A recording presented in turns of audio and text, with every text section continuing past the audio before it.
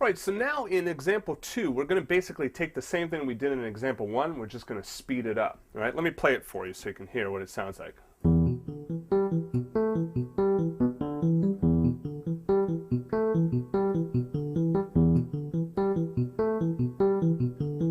right, so it's like I said, it's exactly the same notes. Once again, I didn't really get into it in the first groove, but let me just explain in case you didn't pick up on it. I would suggest using like your pinky and second finger in the left hand, okay, and using the E and B. So playing the E and B with the left hand and all the other notes with the right hand. Now, if you take a look at this, you'll see that it's basically just an E minor chord. All right, it's an E minor chord with an 11th. So it's E, B, D, E, G, A, and that's the root, 5th, 7th, root, 3rd, and 11th. All right, now there's other things we can do like 9s and stuff like that. It's a nice sounding chord. All right, you know, like that kind of stuff. All right, but for right now, we're just going to keep it on this for E minor. Now, a minor chord, a minor sound like that actually can even work over a dominant sound as well, because it will sound like a sharp 9. All right, so when playing funk, there's always this translation, like moving back and forth between major and minor. It's never really quite solidified a lot of times. Like, is it really a dominant chord or is it a minor chord? That minor-major sound floats back and forth, and it creates a lot of nice tension, and that's, you know, what we're looking for in funk, is to have that nice tension and release. Anyway, let's move into this lick. I'm going to put the drums on here. Let me just play it for you.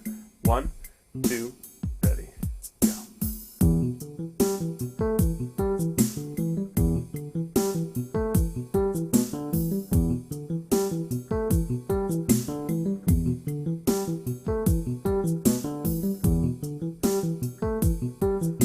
And what you want to try and do is get nice and loose with this. If you can even talk while doing it, you know, that'd be good too as well. It's hard. And notice I'm just trying to stay loose and move my body a little bit. I'm not trying to be too stiff. Now, I have years of doing this, so it's easier for me to just say this, right? But you'll be able to get there as well. You might actually already be there. But the point is to stay nice and loose with this, kind of like, you know, move with it. And that's where it'd be good to actually play with the drums. You can kind of get into that, just this groove. Now, if you can't do the whole groove, just do the first part.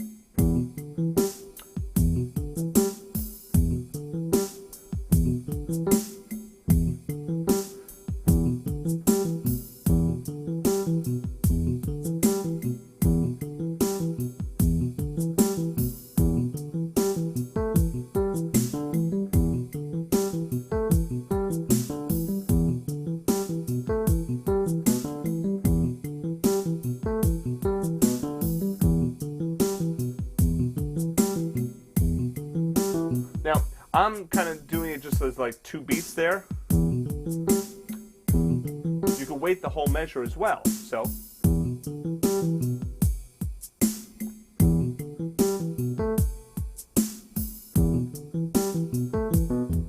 okay. The point is that if you're having trouble with it, break it down, break it down, break it down. All right.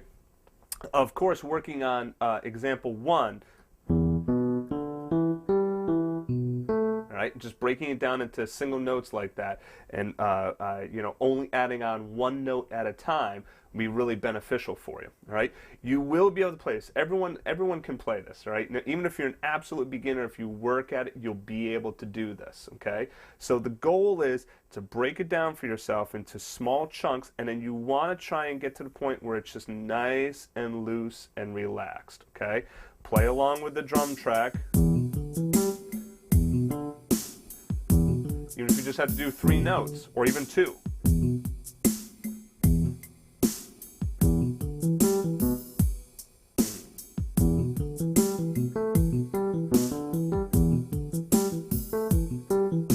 Now, one last thing here is you notice that what I wrote was a lot of staccatos, but I'm not playing them all staccato like I wrote it, all right?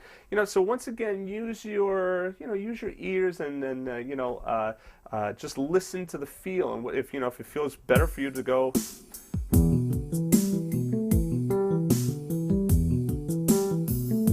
more legato, then do that. If you want to do more staccato,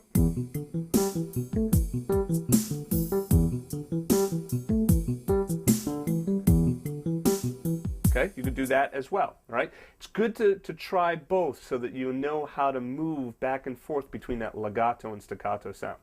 All right, I'll see you soon.